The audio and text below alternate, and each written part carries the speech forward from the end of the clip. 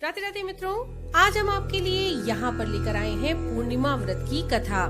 दोस्तों, पूर्णिमा का व्रत श्रीहरि के लिए रखा जाता है और ये तिथि चंद्रदेव को भी बहुत प्रिय है, क्योंकि इस दिन चंद्रदेव अपने पूरे आकार में होते हैं और पूर्णिमा के दिन पूजा पाठ, जप, दान आदि बहुत शुभ माना जाता है, बहुत पुण्य फलदायी माना जाता है। खासतौर पर वैशाख, कार्तिक और माघ मास की पूर्णिमा को तीर्थ स्नान, दान, पुण्य दोनों के लिए सबसे अच्छा माना जाता है। इस दिन पितरों का तर्पण भी हमें जरूर करना चाहिए। पितरों के तर्पण के लिए भी ये दिन बहुत शुभ माना जाता है। तो चलिए शुरू करते हैं पूर्णिमा व्रत की कथा। द्वापर युग में एक समय की बात है, यशोदा जी ने कृष्ण जी से कहा कि हे कृष्ण, तुम सारे संसार के उत्पन्न करता, पोषक तथा उसके संहार करता हो। आज कोई ऐसा व्रत मुझसे कहो जिसके करने से मृत्युलोक में स्त्रियों को विधवा होने का भय न रहे तथा यह व्रत सभी मनोकामनाओं को पूरा करने वाला हो। श्री कृष्ण जी कहने लगे, हे माता, आपने ये अति सुंदर प्रश्न किया है। मैं ऐसे व्रत को आपसे सविस्तार कहता हूँ। सौभाग्य की प्राप्ति के लिए स्त्रियों को 32 पूर्णमासियों का व्रत करना चाहिए। इस व्रत को करने से स्त्रियों को सौभाग्य संपत्ति मिलती है। ये व्रत अचल सौभाग्य देने वाला और भगवान शिव के प्रति मनुष्य मात्र की भक्ति को बढ़ाने वाला है। यशोदा जी कहने लगी, हे कृष्ण, सर्वप्रथम इस व्रत को मृत्युलोक में किसने किया और इसके बारे में विस्तार पूर्वक मुझसे कहो।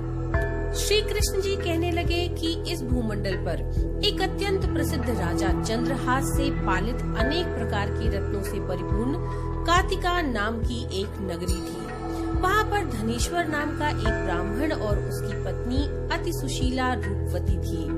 दोनों ही उस नगरी में बड़े प्रेम के साथ रहा करते थे। घर में धन धान्य आदि की कोई कमी नहीं थी। उनको एक ही बड़ा दुख था कि उनके यहाँ कोई संतान नहीं थी। इस दुख से वह अत्यंत दुखी रहते थे। एक समय एक बड़ा तपस्वी योगी उस नगरी में आया। वह योगी उस ब्राह्मण के घर को छोड़कर अन्य सभी घरों से भिक्षा लेकर भोजन किया करता था। रूपवती से वह भिक्षा नहीं लिया करता था। उस योगी ने एक दिन रूपवती से भिक्षा न लेकर किसी अन्य घर से भिक्षा लेकर गंगा किनारे जाकर भिक्षान्न को प्रेम पूर्वक खा रहा था। इतने में ही धनेश्वर ने योगी का यह सब कार्य किसी प्रकार से देख लिया।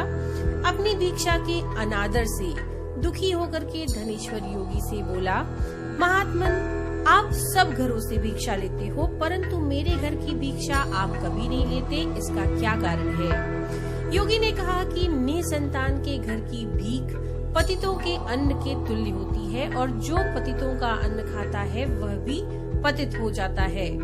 जो कि तुम निसंतान हो, अतः पतित हो जाने के भय से मैं तुम्हारे घर की भिक्षा नहीं लेता हूँ। धनेश्वर ये बात सुनकर के मन ही मन बहुत दुखी हुआ और हाथ जोड़कर योगी के पैरों में गिर पड़ा तथा आर्द्र भाव से कहने लगा, हे महाराज, यदि ऐसा है तो आप मुझको पुत्र प्राप्ति का उपाय बताइए। आप सर्वज्ञ हैं, मुझ पर अवश्य ही अपनी कृपा कीजिए। धन की मेरे घर में कोई कमी नहीं है, परंतु मैं पुत्र ना होने के कारण अत्यंत दुखी हूँ। आप मेरे इस दुख का हरण करें। आप सामर्थ्यवान हैं। ये सुनकर के योगी कहने लगा, हे ब्राह्मण, तुम चंडी की आराधना करो। घर आकर उसने अपनी स्त्री से सारा वृत्तांत कहा और स्वयं तप के निमित्त वन में चला गया। वन में जाकर उसने चंडी की उपासना की और उपवास किया। चंडी ने 16वें दिन उसको स्वप्न में दर्शन दिया और कहा, हे धनेश्वर, जा, तेरे पुत्र होगा, परंतु वह 16 वर्ष की आयु में ही मृत्यु को प्राप्त हो जाएगा।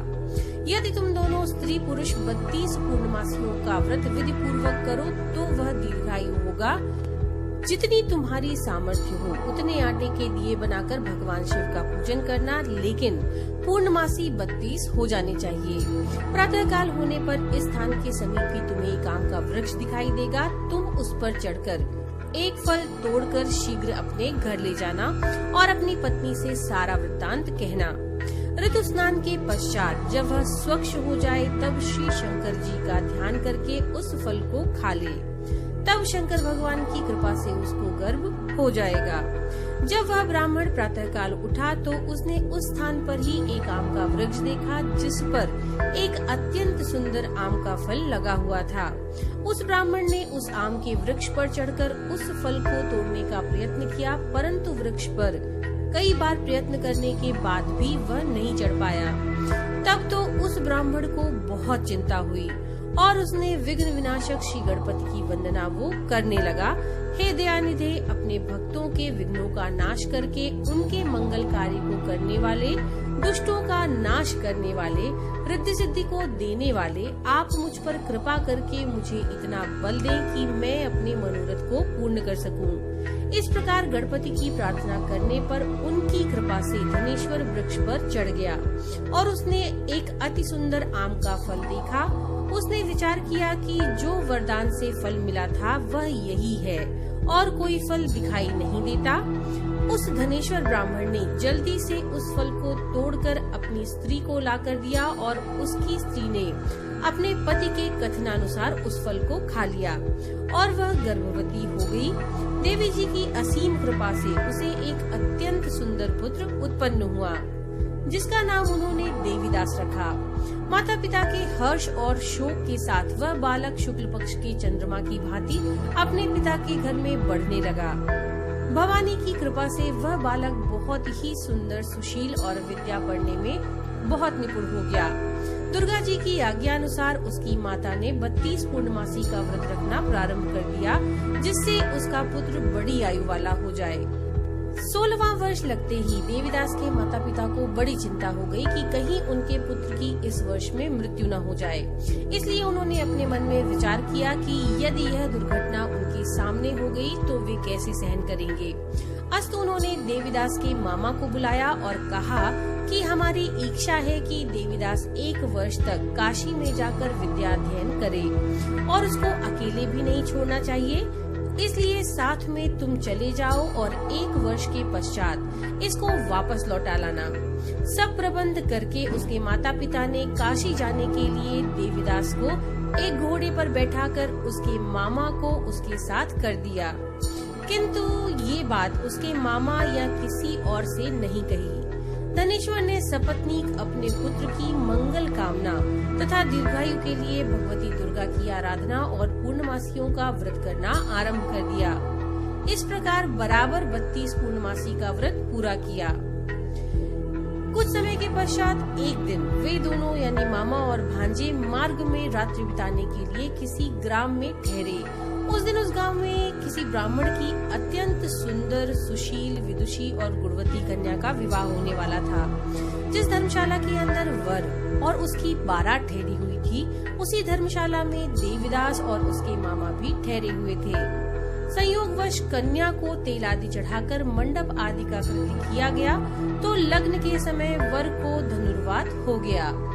अस्तु वर के पिता ने अपने कुटुंबियों से परामर्श करके निश्चय किया कि देवीदास मेरे पुत्र जैसा ही सुंदर है, मैं इसके साथ ही लग्न करा दूंगा और बाद में विवाह के अन्य कार्य मेरे लड़के के साथ हो जाएंगे। ऐसा सोचकर देवीदास के मामा से जाकर वे बोले कि तुम थोड़ी देर के लिए अपने भांजे को हमें दे दो, जिससे विवाह के लग्न का सब कृत्य सुचारू रूप से हो जाए। तब उसका मामा कहने लगा कि जो कुछ भी मधुपर्क आदि कन्यादान के समय वर को मिले वह सब हमें दे दिया जाए तो मेरा भांजा इस बारात का दूल्हा बन जाएगा। ये बात वर के पिता ने स्वीकार कर ली और उसने अपना भांजा वर बनने के लिए भेज दिया। उसके साथ सब विवाह कार्य रात्रि में विधि पूर्वक संपन्न हो गए। पत्नी के साथ वह भोजन ना कर सका और उसने अपने मन में सोचने लगा कि ना जाने किसकी स्त्री होगी। वह एकांत में इसी सोच में गरम निश्वास छोड़ने लगा तथा उसकी आंखों में आंसू भी आ गए। तब वधू ने पूछा कि क्या बात है, आप इतने उदासीन और दुखी क्यों हो रहे हैं? तब उसने सब बातें जो वर के पिता और उसके मामा के बीच हुई थी उसको बतला दी। तब कन्या कहने लगी कि यह ब्रह्म विवाह के विपरीत हो कैसे सकता है। देव, ब्राह्मण और अग्नि के सामने मैंने आपको ही अपना पति बनाया है, इसलिए आप ही मेरे पति हैं। मैं आपकी ही पत्नी रहूंगी, किसी अन्य की कदापि नहीं। तब देवीदास ने कहा, ऐसा मत करिए, क्योंकि मेरी आयु बहुत थोड़ी है। मेरे पश्चात आपकी क्या गति होगी, इन बातों को भी अच्छी तरह से विचार कर लो। परंतु वह दृढ़ विचार वाली थी। बोली कि जो आपकी गति होगी वही मेरी गति होगी। हे स्वामी, आप उठिए और भोजन करिए, आप निश्चय ही भूखे होंगे। इसके बाद देवीदास और उसकी पत्नी दोनों ने भोजन किया तथा शेष रात्रि वे सोते रहे। प्रातःकाल देवीदास ने अपनी पत्नी को 3 नगों से जड़ी हुई एक अंगूठी दी, एक रुमाल दिया और बोला, हे प्रिय, इसे लो और संकेत स्थिर चित्त हो जाओ। मेरा मरण और जीवन जानने के लिए एक पुष्प वाटिका बना लो, उसमें सुगंधि वाली एक नव मल्लिका लगा लो, उसको प्रतिदिन जल से सींचा करो और आनंद के साथ खेलो कूदो तथा उत्सव मनाओ। जिस समय और जिस दिन मेरा प्राणांत होगा ये फूल सूख जाएंगे और जब ये फिर हरे हो जाएंगे तो जान लेना कि मैं जीवित हूँ। ये बात निश्चय कर समझ लेना, इसमें कोई संशय नहीं है। ये समझा करके वो चला गया। प्रातःकाल होते ही वहाँ पर गाजे बाजे बजने लगे और जिस समय विवाह का कार्य संपन्न करने के लिए वर तथा सभी बाराती मंडप में आए तो कन्या ने वर को भली प्रकार से देखकर अपने पिता से कहा कि ये मेरा पति नहीं है, मेरा पति वही है जिसके साथ रात्रि में मेरा पाणी ग्रहण हुआ है, इसके साथ मेरा विवाह नहीं हुआ है। यदि यह वही है तो बताए कि मैंने इसको क्या दिया। मधुपर्क और कन्यादान के समय जो मैंने भूषणादि दिए थे उन्हें दिखाए तथा रात में मैंने इसे क्या गुप्त बातें कही थी वह सब सुनाए। पिता ने उसके कथनानुसार वर को बुलाया। कन्या की ये सब बातें सुनकर वह कहने लगा कि मैं कुछ नहीं जानता। इसके पश्चात लज्जित होकर वह अपना सा मुंह लेकर के वहाँ से चला गया और सारे बाराती भी अपमानित होकर के वहाँ से लौट गए। भगवान श्री कृष्ण बोले, हे माता, इस प्रकार देवीदास काशी विद्याध्ययन के लिए चला गया। जब कुछ समय बीत गया तो काल से प्रेरित होकर एक सर्प रात्रि के समय उसको डसने के लिए वहाँ पर आया। उस विषधर के प्रभाव से उसके शयन का स्थान चारों ओर से विष की ज्वाला से विषैला हो गया, परंतु वृतराज के प्रभाव से उसको काटने न पाया, क्योंकि पहले ही उसकी माता ने 32 पूर्णिमा का व्रत पूरा कर लिया था। इसके बाद मध्याह्न के समय स्वयं काल वहाँ पर आए और उसके शरीर से उसके प्राणों को निकालने का प्रयास करने लगे, जिससे वह मूर्छित होकर पृथ्वी पर गिर पड़ा। भगवान की कृपा से उसी समय पार्वती जी के साथ श्री शंकर जी वहाँ पर आए। उसको मूर्छित दशा में देखकर पार्वती जी ने भगवान शिव से प्रार्थना की कि हे महाराज, इस बालक की माता ने पहले ही 32 पूर्णिमा का व्रत किया है, जिसके प्रभाव से हे भगवान आप इसको प्राणदान दें। भवानी के कहने पर भक्त वत्सल भगवान श्री शिव जी ने उसको प्राणदान दे दिया। इस व्रत के प्रभाव से काल को भी पीछे हटना पड़ा और देवीदास स्वस्थ होकर बैठ गया। उधर उसकी स्त्री उसके काल की प्रतीक्षा किया करती थी। जब उसने देखा कि उसकी पुष्प वाटिका में पत्र पुष्प कुछ भी नहीं रहे तो वह अत्यंत आश्चर्यचकित हुई और जब वह वैसे ही हरी भरी हो गई तो वह जान गई कि उसके पति जीवित हैं। ये देखकर वह मन ही मन बहुत प्रसन्न हुई और अपने पिता से कहने लगी कि पिताजी, मेरे पति जीवित हैं, आप उनको ढूंढिए। जब 16वां वर्ष व्यतीत हो गया तो देवीदास भी अपने मामा के साथ काशी से चल दिया। इधर उसके श्वशुर उसको ढूंढने के लिए अपने घर से जाने वाले थे। उसी समय दोनों मामा भांजा वहाँ पर आ गए। उनको आया हुआ देखकर उनका ससुर बहुत प्रसन्नता के साथ अपने घर में लेकर के आया। उस समय नगर के निवासी भी वहाँ पर इकट्ठे हो गए और सबने निश्चय किया कि अवश्य ही इसी बालक के साथ कन्या का विवाह हुआ था। उस बालक को जब कन्या ने देखा तो वह पहचान गई और कहा कि ये तो वही है जो संकेत करके गए थे। तदुपरांत सभी कहने लगे कि भला हुआ जो ये आ गया। अब सब नगरवासियों ने खूब आनंद मनाया। श्री कृष्ण जी कहने लगे कि इस प्रकार धनेश्वर 32 पूर्णिमाओं के व्रत के प्रभाव से पुत्रवान हो गया और जो भी स्त्रियां इस व्रत को करती हैं वे जन्म जन्मांतर में वैधव्य का दुख नहीं भोगती, सदैव सौभाग्यशाली रहती हैं। यही मेरा वचन है, इसमें कोई संदेह नहीं है। ये व्रत पुत्र पौत्रों को देने वाला तथा संपूर्ण मनोकामनाओं को पूर्ण करने वाला है। 32 पूर्णिमाओं का व्रत करने से व्रती की सभी इच्छाएं भगवान शिव स्वयं पूरी करते हैं। तो ये थी पूर्णिमा व्रत कथा। नमो नारायण।